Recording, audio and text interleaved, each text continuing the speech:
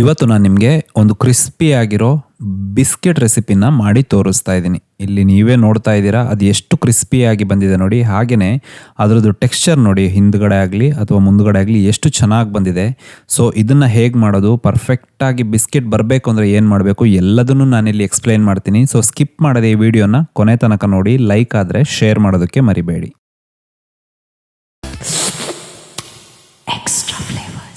ಮೊದಲಿಗೆ ನೋಡಿ, ಒಂದು ಪ್ಯಾನನ್ನು ನಾನು ಲೋ ಫ್ಲೇಮಲ್ಲಿ ಅಂದರೆ ಕಮ್ಮಿ ಉರಿಯಲ್ಲಿ ಇಟ್ಟು ಅದಕ್ಕೆ ಅರ್ಧ ತುರಿದಿರುವಂತಹ ತೆಂಗಿನಕಾಯಿನ ಹಾಕ್ಕೊಳ್ತಾ ಇದ್ದೀನಿ. ತೆಂಗಿನಕಾಯಿನ ಹಾಕ್ಕೊಂಡು ಒಂದು 5ರಿಂದ 6 ನಿಮಿಷ ಕಮ್ಮಿ ಉರಿಯಲ್ಲಿ ಇದನ್ನು ಚೆನ್ನಾಗಿ ನೀವು ರೋಸ್ಟ್ ಮಾಡ್ಕೋಬೇಕು. ಈ ಥರ ರೋಸ್ಟ್ ಮಾಡ್ಕೊಂಡಾದಮೇಲೆ ಇದನ್ನು ಒಂದು ಮಿಕ್ಸಿ ಜಾರಿಗೆ ಹಾಕ್ಕೊಂಡು ಒಂದು 4 ರೌಂಡ್ ತಿರುಗಿಸ್ಕೊಳ್ಳಿ. 4 ರೌಂಡ್ ತಿರುಗಿಸ್ಕೊಂಡು ಮತ್ತೆ ಸ್ವಲ್ಪ ಪುಡಿ ಆಗೋತ್ತಿಗೆ ಮತ್ತೆ ಅದೇ ಪ್ಯಾನಿಗೆ ಹಾಕ್ಕೊಂಡು ಮತ್ತೆ ಒಂದು 3-4 ನಿಮಿಷ ಇದನ್ನು ರೋಸ್ಟ್ ಮಾಡ್ಕೋಬೇಕು. ಸ್ವಲ್ಪ ಕೆಲವು ಕಂದು ಬಣ್ಣ ಬಂದಿದೆ ನೋಡಿ, ಇಷ್ಟ ಆದರೆ ಸಾಕು. 3-4 ನಿಮಿಷ ನಾನು ಹೇಳಿರೋ ಟೈಮಿಂಗ್ಸಲ್ಲೇ ಮಾಡಿ, ಕರೆಕ್ಟಾಗಿ ಬರುತ್ತೆ ನೋಡಿ. ಅದು ಇಷ್ಟಿಷ್ಟು ಪುಡಿ ಆಗಬೇಕು. ನೀವು ಮಿಕ್ಸಿಯಲ್ಲಿ ಮಾಡೋತ್ತಿಗೆ ಒಂದು 4 ರೌಂಡ್ ತಿರುಗಿಸ್ಕೊಂಡ್ರೆ ಸಾಕು. ಓಕೆ, ಇವಾಗ ಒಂದು ಬೌಲಲ್ಲಿ ನೋಡಿ ನಾನು 100 ಗ್ರಾಮ್ನಷ್ಟು ಬೆಣ್ಣೆನ ತಗೊಂಡಿದ್ದೀನಿ. ಇದು ರೂಮ್ ಟೆಂಪರೇಚರಲ್ಲಿರೋದು, ಅಂದರೆ ಫ್ರಿಜ್ಜಿಂದ ನೀವು ಹೊರಗಡೆ ತೆಗೆದಿಡಬೇಕು. ಸ್ವಲ್ಪ ಸಾಫ್ಟ್ ಆದಮೇಲೆ ಒಂದು ಬೌಲಿಗೆ ಹಾಕ್ಕೋಬೇಕು. ಇದರಿಂದ ನಿಮಗೆ ಮಿಕ್ಸ್ ಮಾಡೋದಕ್ಕೆ ಈಸಿ ಆಗುತ್ತೆ. ಓಕೆ, ಇದಕ್ಕಿವಾಗ ಅರ್ಧ ಕಪ್ನಷ್ಟು ನಾನು ಪೌಡರ್ ಮಾಡಿರುವಂತಹ ಸಕ್ಕರೆನ ಸೇರಿಸ್ಕೊಳ್ತಾ ಇದ್ದೀನಿ. ಅರ್ಧ ಕಪ್ ಸಕ್ಕರೆ ತಗೊಳ್ಳಿ, ಅದನ್ನು ಪೌಡರ್ ಮಾಡ್ಕೊಳ್ಳಿ, ಆಮೇಲೆ ಇದಕ್ಕೆ ಸೇರಿಸ್ಕೊಂಡು ಚೆನ್ನಾಗಿ ಮಿಕ್ಸ್ ಮಾಡಬೇಕು. ಅದು ಕ್ರೀಮ್ ಆಗಬೇಕು ನೋಡಿ. ನೀವು ನೋಡ್ತಾ ಇದ್ದೀರಾ ಎಷ್ಟು ಕ್ರೀಮಿಯಾಗಿ ಕಾಣ್ತಾ ಇದೆ ಅದು. ಓಕೆ, ಇದಕ್ಕಿವಾಗ 1 ಕಪ್ನಷ್ಟು ಮೈದಾನ ನಾನು ತಗೊಂಡಿದ್ದೀನಿ. ಅದರಲ್ಲಿ ಸ್ವಲ್ಪನೇ ಬ್ಯಾಚ್ ಮಾಡ್ಕೊಂಡು ಹಾಕ್ಕೊಂಡು ಅದನ್ನು ಮಿಕ್ಸ್ ಮಾಡ್ಕೋಬೇಕಾಗುತ್ತೆ. ಒಂದು 3-4 ಚಿಟಿಕೆಯಷ್ಟು ಸೋಡಾ ಹಾಕ್ಕೋಬೇಕು. ಹಾಗೆಯೇ ತೆಂಗಿನ ತುರಿಯಲ್ಲಿ 75 ಭಾಗದಷ್ಟು ಹಾಕ್ಕೋಬೇಕು. ಇದಕ್ಕೆ ಸ್ವಲ್ಪ ಹಾಗೆಯೇ ಇಟ್ಕೊಳ್ಳಿ.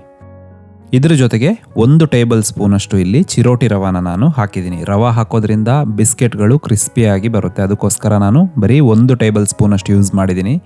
ಓಕೆ, ಇದನ್ನೆಲ್ಲ ಇವಾಗ ಚೆನ್ನಾಗಿ ಮಿಕ್ಸ್ ಮಾಡಿಕೊಂಡು ಸ್ವಲ್ಪನೇ ಮೈದಾನ ಸೇರಿಸ್ತಾ ಕೈಯಲ್ಲೇ ಇದನ್ನು ಚೆನ್ನಾಗಿ, ಚಪಾತಿ ಹಿಟ್ಟಿಗಿಂತ ಸ್ವಲ್ಪ ಗಟ್ಟಿಯಾಗುತ್ತೆ ಇದು, ಪರವಾಗಿಲ್ಲ. ಓಕೆ, ಅದನ್ನು ಮಿಕ್ಸ್ ಮಾಡ್ಕೊಳ್ಳಿ. ಇಲ್ಲಿ ನೋಡಿ, ನಾನು ತೋರಿಸ್ತಾ ಇದ್ದೀನಿ ಹಿಟ್ಟನ್ನು.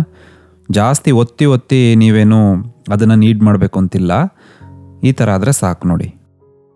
ಓಕೆ, ಇವಾಗ ಸ್ವಲ್ಪನೇ ಒಂದೊಂದು ಚಿಕ್ಕ ಉಂಡೆಗಳನ್ನು ಮಾಡ್ಕೊಂಡು ಇಲ್ಲಿ ನಾನು ತೋರಿಸ್ತಾ ಇದ್ದೀನಲ್ಲ, ಈ ಥರ ಬಿಸ್ಕೆಟ್ಗಳನ್ನು ಮಾಡಬೇಕು. ಕೈಯಲ್ಲೇ ಒತ್ತಿ ಅದನ್ನು ಬಿಸ್ಕೆಟ್ ಮಾಡಿಕೊಂಡ್ರೆ ಸಾಕು. ಇಷ್ಟ ಆದರೆ ಬಿಸ್ಕೆಟು ರೆಡಿ ಆಗುತ್ತೆ ನೋಡಿ.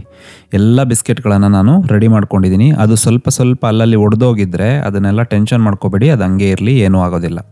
ಓಕೆ, ನಾನು ಸ್ವಲ್ಪ ನಿಮಗೆ ತೆಂಗಿನ ತುರಿನ ಇಡಕ್ಕೆ ಹೇಳಿದ್ದೆ. ಅದರಲ್ಲಿ ಈ ಬಿಸ್ಕೆಟ್ಗಳನ್ನು ಮುಳುಗಿಸಿ, ಎರಡೂ ಸೈಡ್ ಚೆನ್ನಾಗಿ ಮುಳುಗಿಸಿ ತೆಗಿಬೇಕು.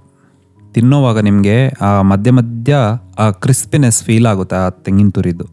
ಓಕೆ, ಎಲ್ಲ ಬಿಸ್ಕೆಟ್ಗಳನ್ನು ನಾನು ರೆಡಿ ಮಾಡಿದ್ದೀನಿ. ಸ್ವಲ್ಪ ತೆಂಗಿನ ತುರಿ ಉಳಿದಿದ್ರೆ ಅದ್ರ ಮೇಲೆ ಹಾಕಿಬಿಡಿ, ಸ್ವಲ್ಪ ಅದ್ರ ಮೇಲೆ ಹಾಕಿಬಿಡಿ, ಏನೂ ಆಗೋದಿಲ್ಲ. ಓಕೆ, ಎಲ್ಲ ಬಿಸ್ಕೆಟ್ ಆಗಿದೆ. ಈ ಬಿಸ್ಕೆಟ್ ಮಾಡೋವಾಗಲೇ ನೀವು ನಿಮ್ಮ ಓವನ್ನ 180 ಡಿಗ್ರಿ ಸೆಂಟಿಗ್ರೇಡ್ನಲ್ಲಿ 10 ನಿಮಿಷ ಪ್ರೀ ಹೀಟ್ ಮಾಡ್ಕೋಬೇಕು. ಪ್ರೀ ಹೀಟ್ ಅಂದರೆ ಕನ್ವೆಕ್ಷನ್ ಒತ್ತಬೇಕು. ಫಸ್ಟು ಕನ್ವೆಕ್ಷನ್ ಒತ್ತಿದರೆ ಆಮೇಲೆ ಸ್ಟಾರ್ಟ್ 2 ಸಲ ಒತ್ತಿದರೆ ಪ್ರೀ ಹೀಟ್ ಆಗುತ್ತೆ. 10 ನಿಮಿಷ ಪ್ರೀ ಹೀಟ್ ಮಾಡಿಕೊಂಡು ಆಮೇಲೆ 160 ಡಿಗ್ರಿ ಸೆಂಟಿಗ್ರೇಡ್ನಲ್ಲಿ 20ರಿಂದ 25 ನಿಮಿಷ ಈ ಬಿಸ್ಕೆಟ್ಗಳನ್ನು ಬೇಕ್ ಮಾಡಬೇಕು. ಈ ಬಿಸ್ಕೆಟ್ಗಳನ್ನು ಹೊರಗೆ ತೆಗೆದಾಗ ನೀವು ಸ್ವಲ್ಪ ಸಾಫ್ಟ್ ಇರುತ್ತದು, ಅದೇನು ಟೆನ್ಷನ್ ಮಾಡ್ಕೋಬೇಡಿ. ಸ್ವಲ್ಪ ಹೊತ್ತಾದಮೇಲೆ, ಅಂದರೆ ಅದು ತಣ್ಣಗಾದಮೇಲೆ ಆ ಬಿಸ್ಕೆಟ್ಗಳು ತಾನಾಗೇ ಗಟ್ಟಿಯಾಗುತ್ತೆ. ಗಟ್ಟಿ ಆದಮೇಲೆ ನೀವು ಆ ಪ್ಯಾನಿಂದ ತೆಗೆದ್ರೆ ಸಾಕು ನೋಡಿ. ಎಲ್ಲ ಬಿಸ್ಕೆಟ್ಸ್ಗಳು ಇವಾಗ ತಣ್ಣಗಾಗಿದೆ. ಸೊ ನಾನು ತೆಗೆದು ಒಂದು ಪ್ಲೇಟಿಗೆ ಹಾಕ್ಕೊಳ್ತಾ ಇದ್ದೀನಿ. ನೀವು ಸ್ಟೋರ್ ಮಾಡೋದಾದರೆ ಗಾಳಿ ಹೋಗದೆ ಇರೋ ಯಾವುದಾದ್ರೂ ಡಬ್ಬಕ್ಕೆ ಹಾಕಿ ಮುಚ್ಚಳ ಮುಚ್ಚಿಟ್ರೆ 1 ತಿಂಗಳು ತನಕನೂ ಆರಾಮಾಗಿ ಬಿಸ್ಕೆಟ್ಗಳನ್ನು ತಿನ್ಬೋದು.